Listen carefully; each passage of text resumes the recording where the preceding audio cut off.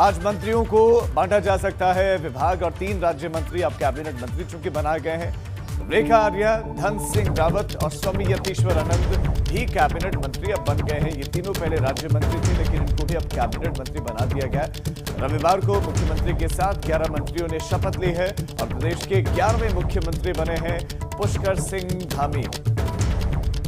नित्यानंद स्वामी से जो सिलसिला चला, भगत सिंह कोश्यारी और पुष्कर सिंह धामी तक, इतना लंबा, साल 2009 नवंबर उत्तराखंड अलग राज्य बना और उसके बाद से अब तक 11वां मुख्यमंत्री उत्तराखंड को मिला है। ऐसे में आप अंदाजा लगा सकते हैं कि मुख्यमंत्री इतने बदले हैं, उत्तराखंड के जितने हालात नहीं बदल पाए। लेकिन नए मुख्यमंत्री से बहुत सारी अपेक्षाएं, लेकिन समय बहुत ही कम।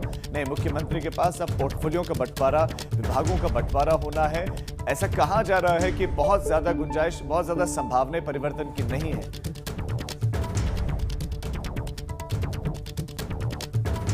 उत्तराखंड में सत्ता के एक नए युग की शुरुआत हुई है और ये लंबा युग तो नहीं चलेगा, लेकिन निर्णायक जरूर होगा। पुष्कर सिंह धामी प्रदेश के 11वें मुख्यमंत्री बने। रविवार को उन्होंने राजभवन में पद एवं गोपनीयता की शपथ ली। सबसे बड़ी बात यह है कि धामी युवा पूरे प्रदेश के लिए एक नया चेहरा है। कार्यकाल के आखिरी दिनों में अगर वो कुछ बड़ा काम कर देते हैं तो निश्चित तौर पर बहुत कुछ बदल सकता है, लेकिन इसकी राह कितनी आसान है ये भी समझना जरूरी है, क्योंकि शपथ के बाद का जो अग्निपथ है वो बहुत ज्यादा मुश्किल है।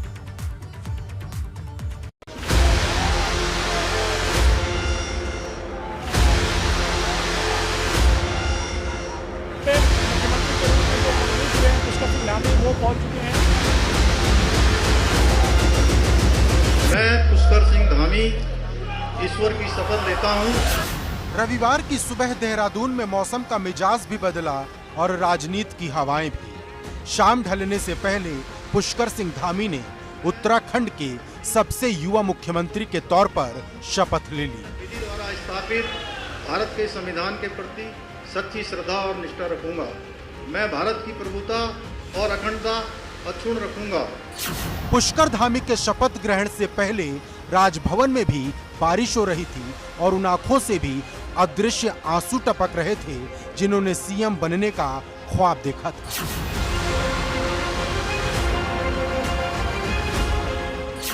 बम्पर बहुमत के बावजूद 4.25 साल के कार्यकाल के भीतर भाजपा को देवभूमि में 3 मुख्यमंत्री बनाने पड़ गए।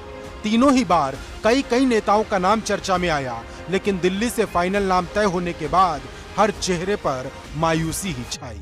इस बार भी वरिष्ठता को आधार मानकर जिन नेताओं के मन में लड्डू फूट रहा था, उनको जोर का धक्का बड़े धीरे से लगा।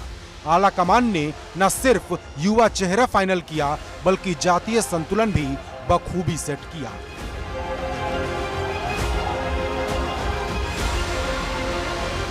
अब पुष्कर धामी के हाथ में उत्तराखंड की कमान है, लेकिन ये शपथ सिर्फ कुछ महीनों के लिए है, क्योंकि फिर से चुनाव होंगे और फिर से वही भागदौड़ शुरू होगी। मैं उत्तराखंड राज्य के मुख्यमंत्री के रूप में अपने कर्तव्यों का श्रद्धापूर्वक और शुद्ध अंतःकरण से निर्वहन करूंगा। न तो ये संयोग था और न ही प्रयोग, ये वक्त की जरूरत थी जिसका आदेश दिल्ली से देहरादून पहुंचा था। पुष्कर धामी पर दिल्ली से पुष्प वर्षा जरूर हुई, लेकिन पार्टी के भीतर एक नए तूफान की आहट भी सुनाई दे रही थी। तभी तो सुबह से ही देहरादून से दिल्ली तक भागदौड़ मची थी। कभी कोई किसी के घर दिखता तो कभी कोई किसी और के। शपथ ग्रहण से पहले पुष्कर धामी की लोकेशन भी पल पल बदलती रही।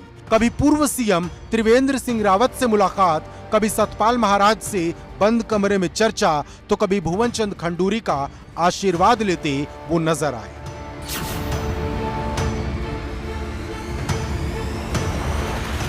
पुष्कर सिंह धामी भले ही मुख्यमंत्री पद की शपथ ले रहे थे, लेकिन चर्चा इस बात की ज्यादा थी कि पार्टी में कौन कौन नाराज है। नाराज कहे जा रहे खेमे में खिचड़ी तो जरूर पक रही थी, लेकिन कैमरे पर ऑल इज वेल का दावा भी पूरे भरोसे के साथ दिया जा रहा था। स्वागत रहेगा, हमारे युवा विधायक जो है मुख्यमंत्री बन गए, तो प्रदेश को अच्छी तरह लेकर जाएंगे। बहुत सुंदर। नेताओं की नाराजगी की बात आ रही है, आप लोग चूंकि यहाँ पे इतने दिनों से राजनीति कर रहे हैं, तो क्या लगता है कि जो नेता नाराज हैं उसका नुकसान होगा? नहीं, नुकसान के परिवार का मामला अपने मन जाएंगे, ऐसा कुछ नहीं। नाराज तो सब घर में भी होते हैं, नाराजगी तो कोई दिक्कत है नहीं। क्या कहेंगे, आज शपथ ग्रहण समारोह है, कई सारे नेता नाराज बताए जा रहे हैं। नहीं, कोई नाराज नहीं है। भारतीय जनता पार्टी में नाराजगी का कोई विषय नहीं है। ये उत्तराखंड में जो पार्टी का एक निर्णय हुआ है और सभी लोग उसको सर्वमान्य रूप से मान रहे हैं, क्योंकि संवैधानिक संकट की वजह से ऐसी स्थिति आई है। युवा चेहरे को जिम्मेदारी मिली तो बुजुर्ग नेताओं की नाराजगी का धुआं भी उठने ही लगा। लेकिन शपथ ग्रहण होते होते गर्म हुए तेवर नरम भी पड़ने लगे। साथियों के सहयोग को देखकर पुष्कर धामी का सफर सुहाना तो नजर आता है, लेकिन असली पड़ाव 6-7 महीने बाद आएगा और तभी ये तय होगा कि पुष्कर पर दिल्ली से हुई पुष्प वर्षा कितनी सफल रही। देहरादून से अविनाश तिवारी, एबीपी गंगा। पुष्कर सिंह धामी के साथ ही उनके कैबिनेट के मंत्रियों ने भी शपथ ली। सबसे पहले सतपाल महाराज ने मंत्री पद की शपथ ली, इसके बाद बाकी मंत्रियों ने भी बारी बारी से शपथ ली। ये तस्वीरें हैं, सतपाल महाराज ने सबसे पहले शपथ ली, फिर इसके बाद डॉक्टर हरक सिंह रावत, बंशीधर भगत, यशपाल आर्य, बिशन सिंह चुफाल, सुबोध उनियाल, अरविंद पांडे, गणेश जोशी, और इसी क्रम में जो क्रम हमने आपको बताया, इसी क्रम में शपथ ली गई है। और आज इनको पोर्टफोलियोज बांटे जा सकते हैं, इनको विभाग बांटे जा सकते हैं। और सूत्रों के हवाले से ये भी खबर मिल रही है कि जो पोर्टफोलियो, जो विभाग इनके पास थे, वही विभाग इनको दिए जा सकते हैं। ये जो 3 तस्वीरें ये बहुत दिलचस्प हो जाती हैं कि इस कैबिनेट में इनको कैबिनेट मंत्री का दर्जा दिया गया। पहले राज्य मंत्री थे धन सिंह रावत, रेखा आर्य, और इससे पहले किस मंत्री के पास कौन से विभाग थे? सतपाल महाराज। दूसरे नंबर पर सिंचाई विभाग, बाढ़ नियंत्रण, लघु सिंचाई विभाग। इसके साथ साथ अगर हम बात करें बंशीधर भगत की, विधायी एवं संसदीय कार्य, खाद्य नागरिक आपूर्ति एवं उपभोक्ता मामले में तीरथ कैबिनेट का हिस्सा बने थे। त्रिवेंद्र कैबिनेट का हिस्सा नहीं थे, उस वक्त प्रदेशाध्यक्ष थे बीजेपी के। हरक सिंह रावत की बात करें, वन, पर्यावरण, आयुष, जलवायु परिवर्तन, इनके पास। बिशन सिंह चुफाल को भी तीरथ कैबिनेट में जगह मिली थी। पेयजल, वर्षा जल संग्रहण मंत्री गणेश जोशी को भी तीरथ कैबिनेट का जब विस्तार हुआ तो उसमें जगह मिली। सैनिक कल्याण, औद्योगिक विकास की जिम्मेदारी इनको दी गई थी। तो ये विभाग थे पिछली सरकार में, पिछले मुख्यमंत्री के कार्यकाल में इनके पास। क्या इस कार्यकाल में भी यही विभाग होंगे या बदले जा सकते हैं? क्या क्या संभावनाएं हैं, इस पर जानकारी देने के लिए हमारे संवाददाता रवि कैंतुरा हमारे साथ जुड़ गए हैं। रवि, क्या संभावनाएं हैं परिवर्तन के, विभागों के परिवर्तन की, या जस की तस कैबिनेट और उनके विभाग रह सकते हैं?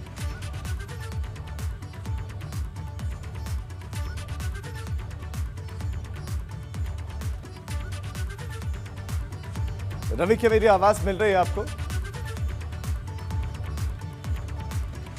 लगता हमारे सहयोगी तक आवाज नहीं पहुंच रही है। पिछली सरकार में सतपाल महाराज के पास कौन कौन से विभाग थे वो हम आपको बता रहे हैं। यशपाल आर्य की बात करें, परिवहन, समाज कल्याण विभाग, त्रिवेंद्र कैबिनेट, उसके बाद तीरथ कैबिनेट में भी इनके पास यही विभाग थे। और उसके बाद अब क्या इस कैबिनेट में भी यही विभाग रहेंगे, बदलेंगे? ये तय हो सकता है आज। अरविंद पांडे के पास विद्यालय शिक्षा, बेसिक, इसके साथ साथ खेल भी इनके पास है। अरविंद पांडे को भी कैबिनेट जो इस चेंजेस में, इस बदलाव में भी इनके पास कैबिनेट मंत्री का दर्जा दिया गया है। कृषि, कृषि शिक्षा और कृषि विपणन सुबोध उनियाल के पास है। पिछले सरकार में, पिछले कैबिनेट में इनके पास ये विभाग थे। डॉक्टर धन सिंह रावत, इनका नाम मुख्यमंत्री पद की रेस में था। सहकारिता, प्रोटोकॉल मिनिस्टर, उच्च शिक्षा राज्य मंत्री थे, लेकिन इस बार ये पिछली बार स्वतंत्र प्रभार थे, इस बार इनको कैबिनेट मंत्री बनाया गया है। राज्य मंत्री से कैबिनेट मंत्री, तो इनका प्रमोशन हुआ है।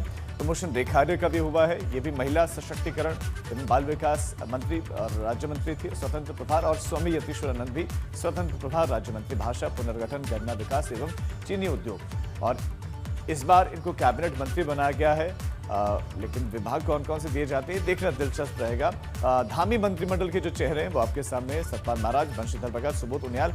तो चेहरों में परिवर्तन नहीं हुआ। त्रिवेंद्र कैबिनेट थी, त्रिवेंद्र कैबिनेट के बाद तीरथ कैबिनेट में कुछ बदलाव जरूर हुए थे।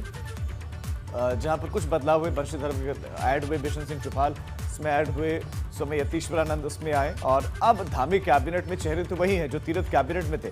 बदलाव है, सिर्फ 3 राज्य मंत्री स्वतंत्र प्रभार को कैबिनेट मंत्री बना दिया गया है। अब बात पोर्टफोलियो बंटवारे की है कि पोर्टफोलियो किसके पास क्या रहता है। संभावनाएं वही हैं।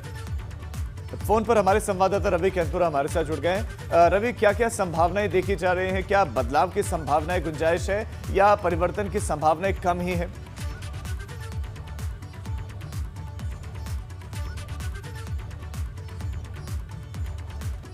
की तो फिलहाल नजर नहीं आती, लेकिन जो सबसे महत्वपूर्ण है वो है उत्तराखंड में एक बार फिर से स्वास्थ्य मंत्रालय, स्वास्थ्य विभाग किसके पास रहेगा, ये एक बड़ी चर्चा का विषय है क्योंकि कोविड का दौर है और ऐसे में स्वास्थ्य मंत्री उत्तराखंड में, क्योंकि पिछले अगर 13 सरकार की बात करें तो उन्होंने भी ये जिम्मा किसी को नहीं दिया है, तो इस पर सबकी निगाहें जरूर हैं। और साथ ही जो 3 राज्य मंत्री जिनका कद बढ़कर कैबिनेट में जिनको शामिल किया गया है, ये भी युवा हैं और इन भी युवा चेहरों को क्या अब ये जो बड़े विभाग हैं, जो बड़ी जिम्मेदारी वाले विभाग हैं वो दिए जाएंगे, ये सबसे ज्यादा महत्वपूर्ण रहेगा। तो स्वास्थ्य विभाग पर भी जो है नजर रहेगी। अगर पहले त्रिवेंद्र सरकार की बात करें तो करीब 45 विभाग जो है त्रिवेंद्र सरकार में मुख्यमंत्री के पास थे, उसके बाद तीरथ सिंह रावत के पास 20 विभाग थे। और अब अगर हम बात करें तो देखा जाएगा कि क्या मुख्यमंत्री भी इस बार जो विभागों का मोह होता है उनको त्यागते हैं और जो मुख्य विभाग है, जिस तरीके से हमने स्वास्थ्य विभाग की बात की, PWD है, आबकारी विभाग है, ये तमाम चीजें जो है क्या मुख्यमंत्री किसी को सौंपते हैं। तो ऐसे में जो नए जो राज्य मंत्री हैं जिनका कद बढ़ाया गया है उनको भी ये मिलने की संभावना है। इसके साथ ही सबसे बड़ी बात ये होगी क्योंकि इस वक्त जो युवा सीएम की जो लगातार हम बात कर रहे हैं उत्तराखंड को मिले हैं, उनकी जो टीम है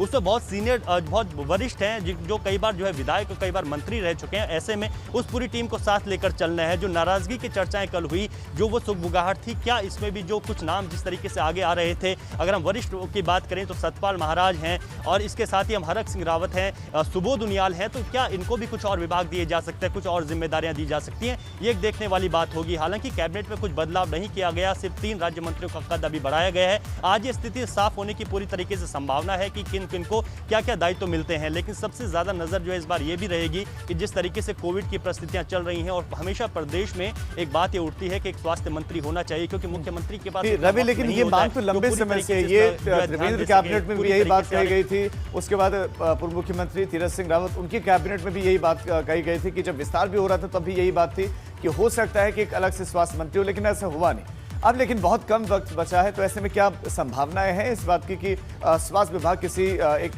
दूसरे मंत्री को दे दिया जाए, क्योंकि दूसरे कैबिनेट मिनिस्टर की बात करें उनके पास भी काफी विभाग थे तीरथ कैबिनेट में, इस बार कितने होंगे अभी कहा नहीं जा सकता। राजीव देखिए 2 चीजें हैं, क्योंकि वक्त कम है, आपने बिल्कुल सही कहा, लेकिन वक्त मुख्यमंत्री के पास भी कम है, पुष्कर सिंह धामी के पास भी कम है और उनको संगठन और सरकार के तालमेल को बढ़ाकर आगे चलना है। 2022 के चुनाव जो है बिल्कुल सर पर हैं, ऐसे में इन चुनाव को फतेह करना है, वो प्रचंड बहुमत को दोहराना। तो ऐसे में जो भारी भरकम विभाग हैं उनको, उनकी जिम्मेदारी अगर किसी मंत्री को दे दी जाती है तो ऐसे में मुख्यमंत्री को समय मिल सकेगा और वो अपने कार्यक्रम तय कर सकेंगे, क्योंकि ये पूरा चुनावी वर्ष है और अब कुछ ही महीनों का ये सफर रहेगा और इस सफर में ताबड़तोड़ बैटिंग उनको करनी होगी और जो उनके खिलाड़ी हैं वो सारे जो है उनसे वरिष्ठ हैं, ऐसे में उन सबको साथ लेकर चलना होगा। तो इस तरीके से मुख्यमंत्री को जो वक्त मिलेगा तो उनके पास जितने विभागों की, अगर वो भारी भरकम विभाग किसी को जिम्मेदारी दे देते हैं तो उनको ये वक्त मिल सकेगा। तो शायद हो सकता है कि सोर वो सोचें, भले ही वक्त कम है लेकिन इन विभागों की जिम्मेदारी दी जा सकती है और खास तौर पर धन सिंह रावत, रेखा आर्य, यतीश्वरानंद जिनका कद बढ़ाया गया है, इनको भी कुछ विभाग, अब अन्य विभाग मिल सकते हैं और ऐसे में देखने वाली बात होगी कि कौन कौन से विभाग दिए जाते हैं, कौन कौन सी चीजें होती हैं, इसको लेकर पूरा मंथन होगा। और यही वजह है कि मुख्यमंत्री ये चाहेंगे कि उनको थोड़ा सा वक्त मिल सके, प्रदेश की राजनीति में वो किस तरीके से अपनी बात आगे रखेंगे, संगठन और सरकार के तालमेल को बनाकर रखेंगे, 2022 के चुनाव में अपने कार्यक्रमों को तय करेंगे। इसके लिए उनको बहुत भरपूर वक्त की जरूरत होगी। एक अच्छे वक्त के साथ ही वो इस बार जो है प्रदेश की जनता के बीच जा सकेंगे और 2022 में जो है अपनी सरकार की बातें रखेंगे, क्योंकि जनता भी लगातार इस सवाल पूछेगी कि 57 सीटें थी और तीसरा मुख्यमंत्री आपने 4.5 साल में, तो ये तमाम चीजें बात आप कह रहे हैं। रवि, बहुत शुक्रिया आपका इस तमाम जानकारी के लिए। तो कैबिनेट के जो पोर्टफोलियोज हैं उसके बंटवारे की संभावनाएं आज हैं और क्या क्या बदलाव इसमें हो सकते हैं या नहीं हो सकते, इस पर हमारे संवाददाता ने आपको विस्तार से जानकारी दी। अब आगे बढ़ते हैं। शपथ लेने के बाद कैबिनेट मंत्री गणेश जोशी, अरविंद पांडे और स्वामी यतीश्वरानंद ने क्या कुछ कहा, वो बयान आपको सुनिए। देखिए, सबसे पहले तो मैं केंद्रीय नेतृत्व का आभार व्यक्त करता हूँ कि उन्होंने एक बार फिर मुझ पर भरोसा जताया और आज एक युवा चेहरा जो एक सैनिक का पुत्र है, पुष्कर धामी को इस प्रदेश की बागडोर सौंपी है और मैं खुद भी एक भूतपूर्व सैनिक हूँ। हम मिलकर काम करेंगे, दिन रात काम करेंगे, या ये कहूँ कि समय कम है, 2020 खेलेंगे और एक बार फिर प्रदेश के अंदर भारतीय जनता पार्टी की सरकार बनाएंगे। मैं सबसे पहले पुष्कर भाई को बहुत बहुत शुभकामनाएं देता हूँ, बधाई देता हूँ कि वह प्रदेश के नए मुख्यमंत्री बने हैं और प्रदेश की जनता जानती है कि भारतीय जनता पार्टी के नेतृत्व में जो गवर्नमेंट बनेगी वही इस पहाड़ी प्रदेश का विकास करेगी। और मैं इस प्रदेश का एक कैबिनेट मंत्री होने के नाते मैं आपको विश्वास दिलाना चाहता हूँ कि इस देश के अंदर जितने पर्वतीय प्रदेश हैं उन सभी पर्वतीय प्रदेशों में उत्तराखंड प्रदेश जो देवभूमि है इसको विकास के मामले में बहुत आगे हम ले जाएंगे, हम आपको विश्वास दिलाना चाहते हैं। बिल्कुल, अगर जो व्यक्ति बोल रहा है कि कोई नाराजगी है, ये सब मिथ्या है, ये विपक्ष का एक प्रचार है, बिल्कुल झूठा है। मैं आज अपने राष्ट्रीय नेतृत्व का, माननीय मोदी जी का, राष्ट्रीय अध्यक्ष जी का, माननीय अमित शाह जी का, उनकी पूरी टीम का धन्यवाद करता हूं, प्रदेश की टीम का धन्यवाद करता हूं। उन्होंने उत्तराखंड को कैसा नौजवान युवा तुर्क नेता दिया है, जिसके नेतृत्व में 2022 में बहुमत के साथ यहाँ पर सरकार बनाई जाएगी। शपथ ग्रहण के बाद मुख्यमंत्री पुष्कर सिंह धामी की पहली कैबिनेट की बैठक हुई, जिसमें एजेंडे की जगह संकल्प रखे गए और इन संकल्पों में स्वास्थ्य सेवाओं को दुरुस्त करना, कोविड नियंत्रण के प्रभावी कदम उठाए जाना और रोजगार देने वाली योजनाओं पर फोकस करना है। और साथ ही कुछ और संकल्प को भी इसमें शामिल किया गया है। तो एजेंडे की बजाय संकल्प इसमें रखे गए। कैबिनेट की जो बैठक हुई, कैबिनेट की बैठक में संकल्प लिया गया। रोजगार भी इसमें एक बहुत बड़ा मसला, लेकिन सवाल ये है कि संकल्पों से और सिर्फ एजेंडों से उत्तराखंड में जो रोजगार की एक बहुत बड़ी समस्या, पहाड़ जैसी समस्या है, वो दूर होने वाली है नहीं। देखिए, बहुत देर रात तक ये कैबिनेट चली है और काफ़ी अहम फैसले नौजवानों के हितों को लेकर के, बेरोजगारों के हितों को लेकर के और कई जो महत्वपूर्ण राज्य की आवश्यकता है उनको लेकर कैबिनेट ने निर्णय लिए हैं, क्योंकि ये काफ़ी महत्वपूर्ण फैसले हैं और मैं समझता हूँ इनसे राज्य को बहुत फायदा मिलेगा। पुष्कर सिंह धामी राज्य के मुख्यमंत्री बन चुके हैं और उनके ऊपर पूरे प्रदेश की जिम्मेदारी है। वो जिम्मेदारियों को कैसे निभाते हैं, इसे उनके परिवार से बेहतर कोई और जानता नहीं है। मुख्यमंत्री बनने के बाद जितनी खुशी पुष्कर सिंह धामी को है, उतनी ही उनके परिवार को भी है। एबीपी गंगा ने सीएम धामी के परिवार से बातचीत की, क्या कुछ कहा सुनिए। ये उत्तराखंड के लिए गौरव की बात है कि एक नए मुख्यमंत्री के तौर पर पुष्कर सिंह धामी ने शपथ ली है और युवा चेहरा हैं और आगे उनके लिए कुछ चुनौती जरूर होंगी, लेकिन वो उन चुनौतियों को कैसे पार पाते हैं ये भी देखने वाली होगी। लेकिन उससे बड़ी बात यह है कि हमारे साथ उनकी धर्मपत्नी गीता धामी जी हैं। उनसे हम बात करेंगे कि उन्हें कब पता लगा कि उनके पति मुख्यमंत्री की पद की शपथ लेने वाले हैं। मैडम, स्वागत है आपको एबीपी गंगा पे और बहुत बधाई पहले तो आपको। कैसे पता लगा? देखिए, जैसे डेली की तरह चल रहा था सभी कुछ और न्यूज़ के माध्यम से ही हमें पता चला था। ऐसा तो कुछ ज़्यादा हमें कुछ पता नहीं था, क्योंकि नाम तो कई सारे चल रहे थे वहाँ पे और न्यूज़ के माध्यम से ही पता चला था। एक इच्छा होती है कि कभी थोड़ी सी सुगबुहाट होती है तो पता लग जाता है कि एक घर में एक बहुत बड़ा कोई आदमी है तो वो बड़े पद पे जाने वाला है। तो पहले कुछ ऐसी सुगबुहाट थी, क्योंकि 2 बार के विधायक भी हैं, कभी एहसास हुआ हो आपको कि पति इतने बड़े पद पे जा रहे हैं? देखिए, जिस प्रकार से धामी जी का संघर्ष है और जो भी आज तक उनको दायित्व मिला है, जो भी पदभार मिला है, उस पे उन्होंने बखूबी अपनी जिम्मेदारियों को निभाया है। और जिस प्रकार से वो संघर्ष करते हैं, बहुत मेहनत करते हैं वो, और बहुत सारे कार्य किए हैं उन्होंने अपने विधानसभा में, और उससे पहले भी जो भी जिम्मेदारियां मिली थी उसमें भी उन्होंने जो है जिम्मेदारियों से ऊपर उठ कर के कार्य किए थे। तो हमेशा रहता था कि जो है एक ना एक दिन ये ज़रूर जो है ऊंचे पद पर जाएंगे, एक ना एक दिन जो है पूरे प्रदेश का नेतृत्व उनके हाथों में आएगा, उसको जो है पूरा करेंगे। एक ये भी रहा है कि जब त्रिवेंद्र जी ने शपथ ली थी तो उनका नाम मंत्रिमंडल पद के लिए चला कि वो मंत्री बनने वाले हैं। फिर तीरथ जी आए, फिर वो दिल्ली की दौड़ लगाते रहे कि मंत्री बनने, एकदम से मुख्यमंत्री। तो कितना सहयोग आपका परिवार का उनके साथ रहा है और आगे कितना रहेगा? देखिए, नाम तो क्योंकि पहले से ही चलता आया है और सभी को उनकी योग्यता में, उनकी मेहनत में, उनके संघर्ष में, उनकी कार्य करने की शैली पर पूरा विश्वास रहा है और नाम चलता रहता था और जो है लेकिन आ नहीं पाया था। तो अब कुछ बात रही होगी, हो सकता है, लेकिन मैं तो समझती हूँ कि जब विधाता ने, जब भगवान ने जिसके सिर पर ताज जब पहनाना होता है उसी समय में वो पहनाया जाता है। सीएम पुष्कर सिंह धामी की पत्नी गीता धामी ने केंद्रीय नेतृत्व का भी शुक्रिया अदा किया।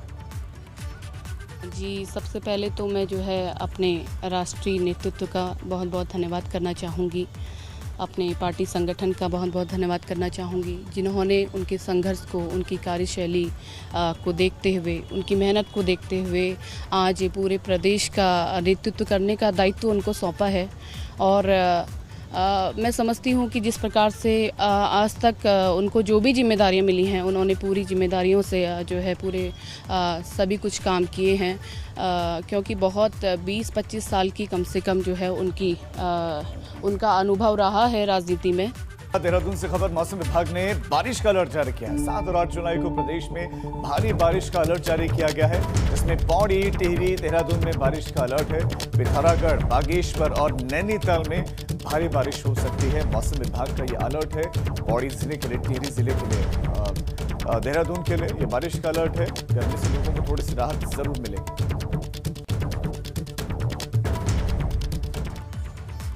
बड़कोट में मौसम ने करवट बदल ली है। तेज हवाओं के साथ मूसलाधार बारिश बड़कोट में शुरू हो गई है।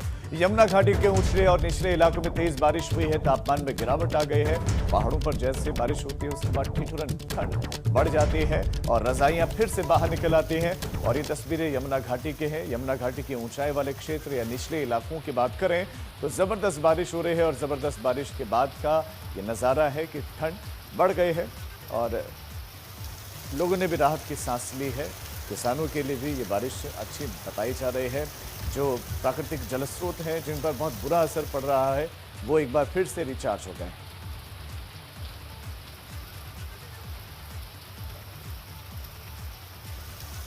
और अब बड़ी खबर देहरादून से, राज्य आंदोलनकारी राजभवन कूच करेंगे। 14 जुलाई को राजभवन कूच करेंगे राज्य आंदोलनकारी।